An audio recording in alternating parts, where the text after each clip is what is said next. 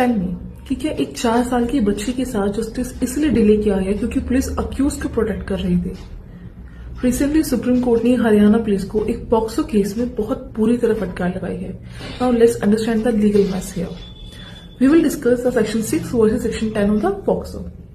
Case Gurgaon का है। Evidence के अकॉर्डिंग बच्ची के साथ सेक्शन 6 ऑफ द पॉक्सो यानी कि एग्रेवेटेड पेनिट्रेटिव सेक्सुअल असोल्ट का ऑफेंस हुआ था, जिसकी सजा बहुत हैवी है। तो पुलिस ने क्या किया, उन्होंने एफआईआर रजिस्टर की under section 10 which is aggravated sexual assault, जो एक लेसर ऑफेंस है। सुप्रीम कोर्ट ने कहा कि ये डेलिब्रेट अटेम्प्ट था ग्रेविटी को डाइल्यूट करने का। देखो, सुप्रीम कोर्ट ने ऑब्जर्व किया कि कमिश्नर से लेकर सब इंस्पेक्टर तक सबने बच्ची और पेरेंट्स को गलत साबित करने की कोशिश की है। Now what is the result?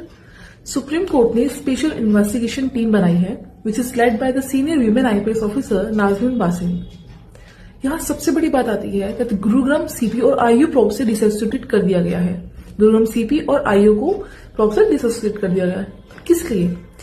Justice Bagchi ने कहा था it is a worst form of disrespect to a victim. बच्ची को रिपीटेडली विक्टिमाइज किया गया और हद तो तब हो गई जब चाइल्ड वेलफेयर कमेटी ने ऐसे बिहेव किया जैसे विक्टिम को टेबल या चेयर हो।